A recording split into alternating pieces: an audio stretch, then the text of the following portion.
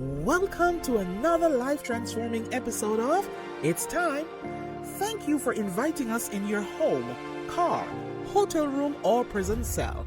It's time for healing, restoration, truth, repentance, and deliverance. Open your heart and prepare to receive inspiration and revelation. It's time. Hello, world. Welcome to another telecast of It's Time, brought to you by Ministers Without Boundaries and Eden's Garden. Today we have an interesting topic for you. I have heard about physical abuse, mental abuse, sexual abuse, financial abuse, but I've never heard about narcissistic abuse until 6 months ago. And that's what we'll be talking about today, narcissistic abuse. And my guest today is Miss Patricia Karanji. Did I say your name right? Yes. Welcome to It's Time. Thank you for having me here. Yeah. First, I want to let you know how beautiful you look. Love that suit. Thank you. Yes. I appreciate it. Yes. So tell me a little bit about Patricia. Where are you from? I'm original from Ecuador. Uh-huh. I came to this country when I was about 20 years old. Okay. I came by myself with a student visa. I went to school, work. Since then, I came here to have a better life, basically. Yeah. And I'm sure you did, because you are a retired, registered nurse. Yeah. And I learned that when you came here, you didn't speak 1 ounce of English. No. But you learned along the way. Yes. Tell us more about that. Well, first what I did was I went to school to learn English. I used to go to school at night. I worked during the day. I was living with a Catholic nuns residence in Manhattan. It was like 45 girls from all over the world, the all young people. And I met one of my colleagues when I started the first job. She used to live with me in the residence. She was from Panama, and she was kind of supervising the whole life insurance company. And she was able to get a job for me in there as a cashier. Yeah. I worked in the Ontario department, and we used to travel together to work in the morning, very early in the morning. And then after work, I used to go to school at night. Like I said, first I started with English. Yes. And that was my first priority to learn the language. That was your priority. Yes. So before you get to a registered nurse, you were, did you say a CNA? Yes, CNA. Take me I started with nurse assisting.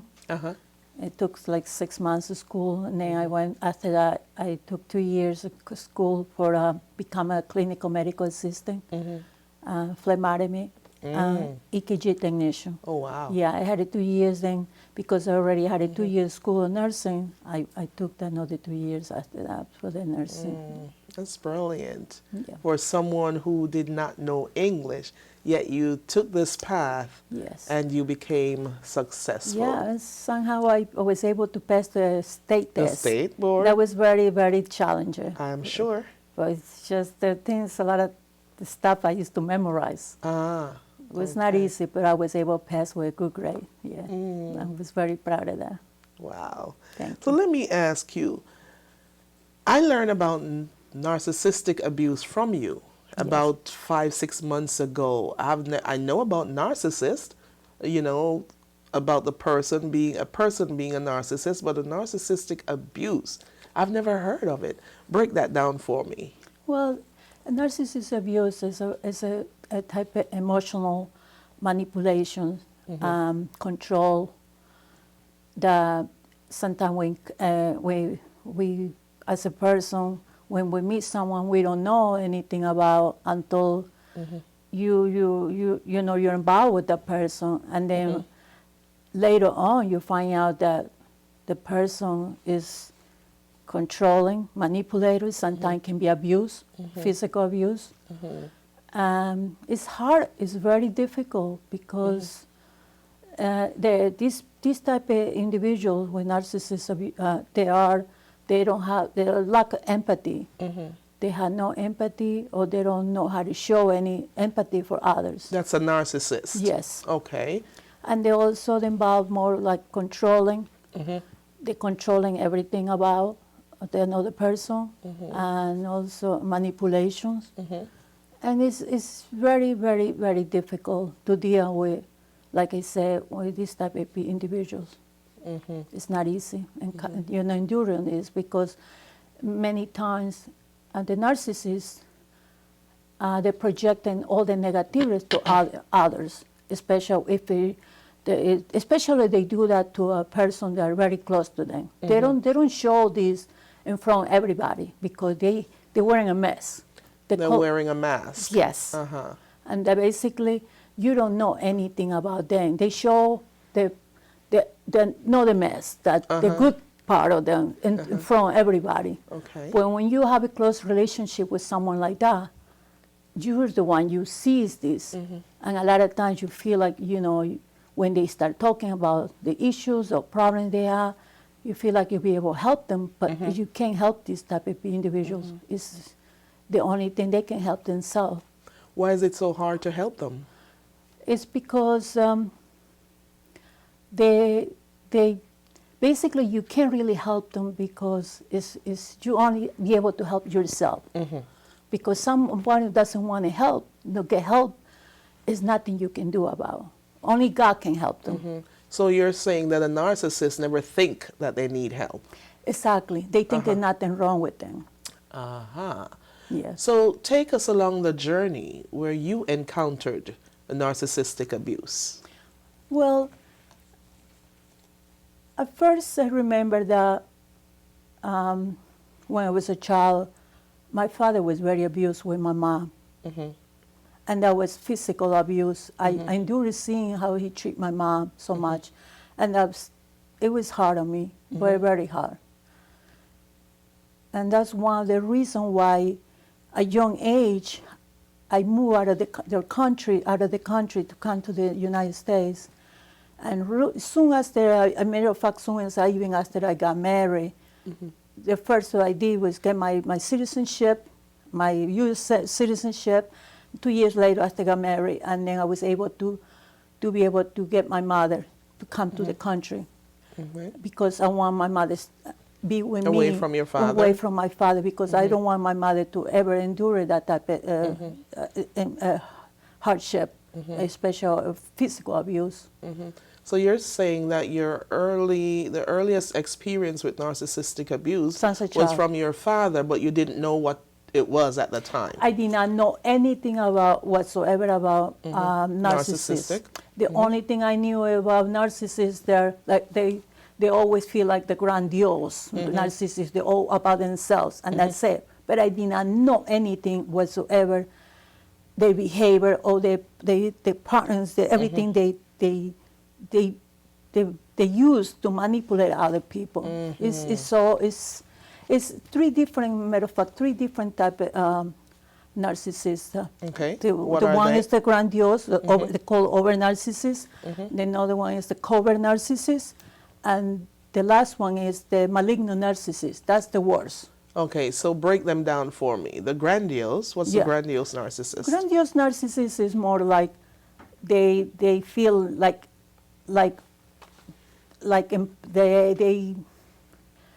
everybody has to.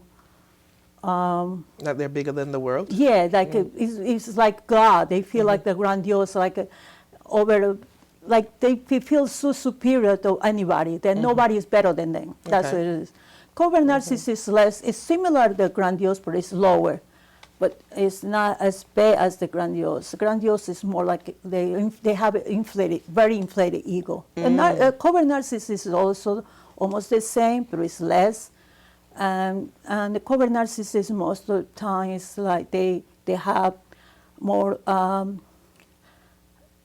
they have issues, they have problems with alcohol addiction, anxiety and depression. And they suffer from all that kind of low self-esteem. And the malignant narcissist is more like evil narcissist. Evil? Evil, they love and they like so much to hurt other people. With manipulation, with witchcraft.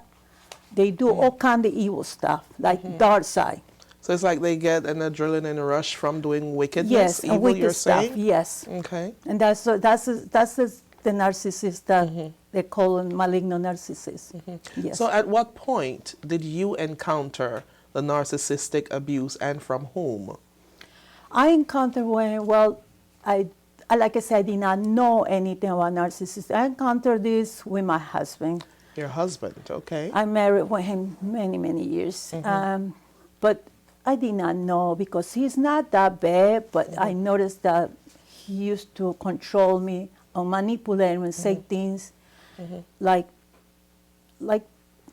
things that I used to, or sometimes used to plain shifting, like I projecting negativity or something happened, like he did something wrong. He always used to accuse me that was my fault. So he used to say things to you like what? Like if he, for example, one day he's driving and he get flat tire because he went over the curb. I said, look at what you made me do. Even I was not the driver, but he projecting that negativity towards me. And it used to make me upset, you know, things like that. And then other things used to say, you can't survive without me. Oh, he says that you cannot survive without him. Yes, exactly. And did you believe that? No, but that's the used to control me like that. Yes, it was some type of control. So was he ever physical abuse? No. But most like verbal abuse, if he would call you out of your names and call you words? Yes. Yeah, but it just, it was, like I said, it was very difficult dealing with somebody like that because I'm just... How did you get out of it? And also... Don't answer that, we'll be right back. Sure. Mom needs more care than I'm able to give. I looked at a few big assisted living facilities, but I'm not comfortable. I'm afraid she might get lost in the system and neglected. You should call Eden's Garden Assisted Living Facility in Palm Bay, Florida. If you're looking for personalized care, safe environment, patient and compassionate staff, tranquil and friendly atmosphere, a nurse is always on premises and their monthly rates are affordable and all-inclusive. Bigger is not always better. Call Eden's Garden. Don't delay. Call today. Welcome back. If you're just joining us, you are watching It's Time, and we're talking about narcissistic abuse with my guest, Miss Patricia Karanji. I asked you earlier, before we went on break, how did you get out of this relationship?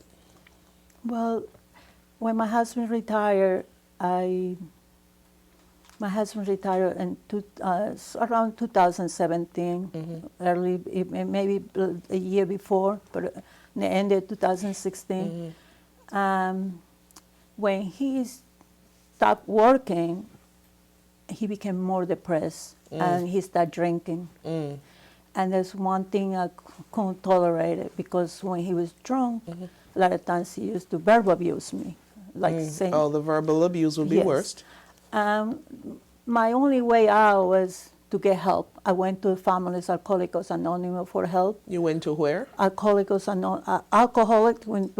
for help with the Anonymous. Anonymous for family. Right. I went several times, weeks. Did he go with you or? No, I went by myself because he refused to go. At one point, the supervisor from this place, the institution, they said, nothing we can do about you because you don't have any issue with alcoholic. They say, your husband has to come with you. If he doesn't get help, nothing we can do for you. And basically, I told him, you need to come with me because they don't want me there. Because I don't have a problem with alcohol. I never had any issue with drugs or alcohol in my entire life, never. So he said, nope, I don't want to help. There's nothing wrong with me. Nothing is wrong. Well, so you don't want to get help? I said, I can't stay with you. I cannot tolerate this anymore. I decided at that time to move from New Jersey to Florida, which on April 2017, I moved down here and I bought a house. And since then... What was his reaction when you left? Somehow he agreed. He agreed that if he wants me to move out, that's fine. He don't give me no hard time. no Okay. hard time, yeah. So how long you stayed in that relationship and under that abuse? For a long, long time, almost my entire life. Yeah, Oh, entire life. how long were you married for? It's been, I say at least 35 years. 35 years. It's a very long time, yes, very long Oh, my time. God. So what make you stayed? Because I did not know nothing about, like I said, about narcissist abuse. And one of the reason why basically I stay is for the sake of my children. I don't want to have my children to have broken marriage. And that's what probably was one of my priority. My priority So was my children. Do you believe at any time that he loved you? Or is Honestly, he capable of loving anyone? He was incapable to love me. No, he did not love me. No, because he had issues, a lot of issues with depressions and anxiety. And I felt it. And I just had to accept that you know, but I was very unhappy. I was very unhappy. What is his comparison with love and money? Tell me that story. Well, when I told him, you know, I just wanted love because I feel like we are like two roommates, two strangers in the same home. He said he mentioned to me that love is not important. Money is important in a relationship, in any marriage. That money is the most important thing. So, Which I did not agree with that because I felt that, of course not. you know. Because for you to say you want love, it simply means that you weren't feeling loved. I do not feel in love. And then I noticed that we both, you know, we were doing well. And then no matter how much material things, how much beautiful home I have, nothing was making me happy. You were not happy. I was not happy. I was not happy at all. I always faithful. I never, during that time, never cheated on him or anything. You know. So did you at any time feel like you want to negotiate with him, or you can't negotiate with a narcissist? When they have these type of issues like that, it's just that I tried so hard many times to be close to him. He always used to reject me. He always rejected me. It was hard on me.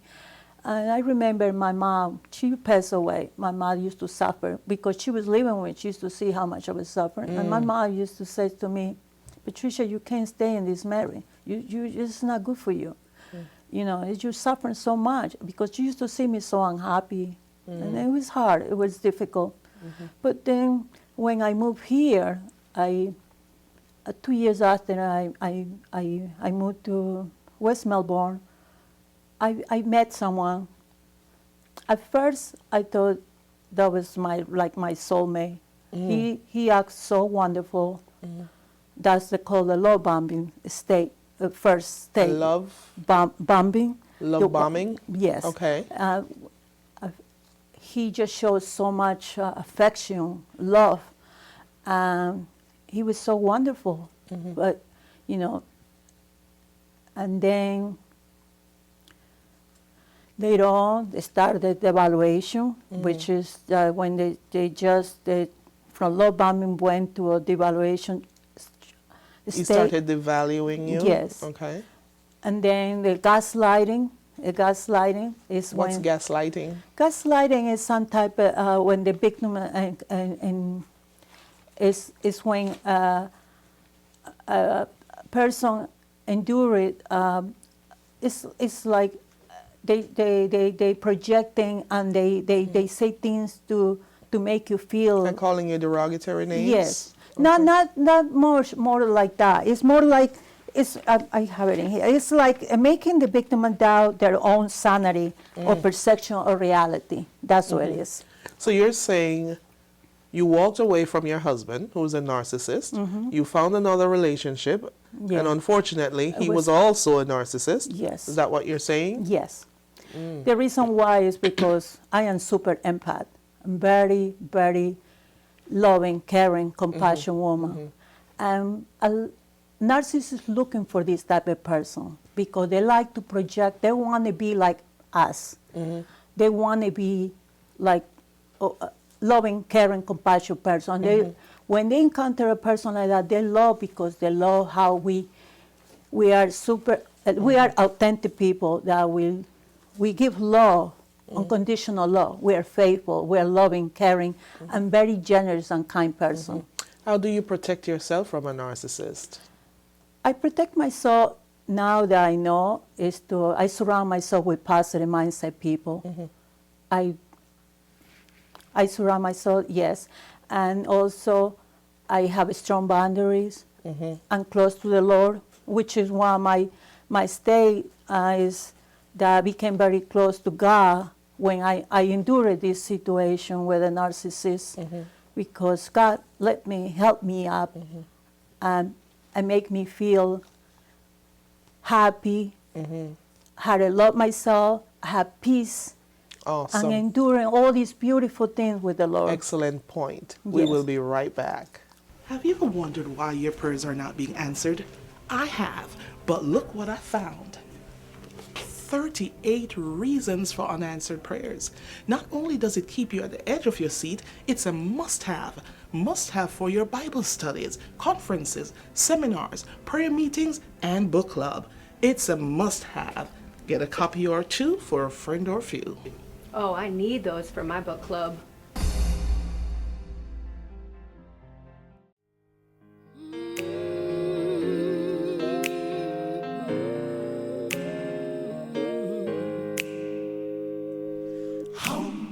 There will be mountains that I will have to climb, and there will be battles that I will have to fight. But victory or defeat, it's up to me to decide. How can I expect to win if I never try? I just can't give up now. Come too far from where I started from, and nobody told me that this road, that it would be easy, but I don't believe he brought me this far to leave me. Never said there wouldn't be trials, never said I wouldn't fall, never said that everything would go the way I wanted to go. But when my back is against the wall and I feel all hope is gone, I'll just lift my head up to the sky and say, Lord, help me to be strong. I just can't give up now. Come too far from where I start from, and nobody told me that this road, that it would be easy, but I don't believe he brought me this far to leave me. No, he didn't bring me out here to leave me lonely, even when I can't see clearly. I know that he is with me, and I can't give up now.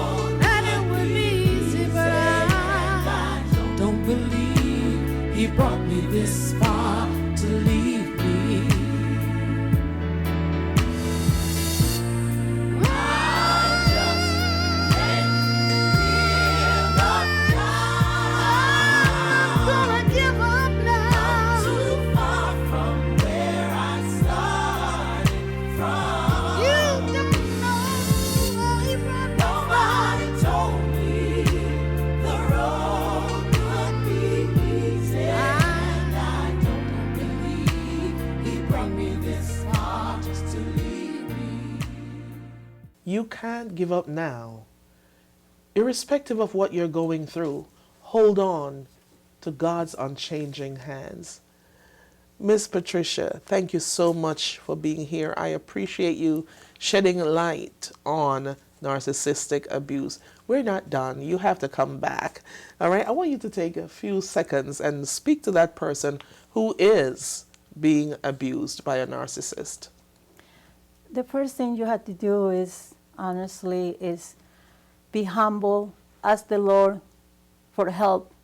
With the Lord, anything can be possible, and God will lift you up and rise you up, and then you will endure all these with faith and trust in the Lord, and then you will have peace and love, and you will learn how to love yourself, that which is the most important thing. And this is the way I did it. Amen. Finish this statement for me. It's time. Well, just love yourself. With God, anything can be possible. All right. Amen. You heard that. It's time to love yourself. You know, I firmly believe that a narcissist, they were wounded. They've been wounded maybe during their childhood days, or something happened why they use this as a camouflage, hurting people or think themselves bigger than life. But I want to let you know, whether you're a narcissist or you're being abused by one, there's nothing too hard for God to do. Yeah. Just sit with Him. Guys, Get rid he's a healer. of yourself. He is a healer. He is a deliverer. Yes. And it's time to seek God before it's too late. Yes. Thank you for keeping us company. If there's something that you want to hear again, you want to replay, visit us on YouTube at Ministries Without Boundaries. And remember, Thank you, God Lord. can do more for you in 1 minute than you can do for yourself in a lifetime. All you have to do is make the choice, and God will make the changes. And before I go, let me say this. A narcissist doesn't only it's not limited to relationship only. It can be appearance. It can be on your job. It can be in the home. But trust God. Yes. I'm Evangelist Jasmine Gordon. Thank you for inviting me in your home, car, hotel room, and place of work. I do hope you've gained something from this soul-stirring episode. We would love to hear from you. Call, text, or write us at the information listed below. And if you are led to sow into Ministries Without Boundaries, you may do so via Zelle, Venmo, Cash App, or the P.O. Box. And don't forget to join us for another soul-stirring episode right here, for it's time.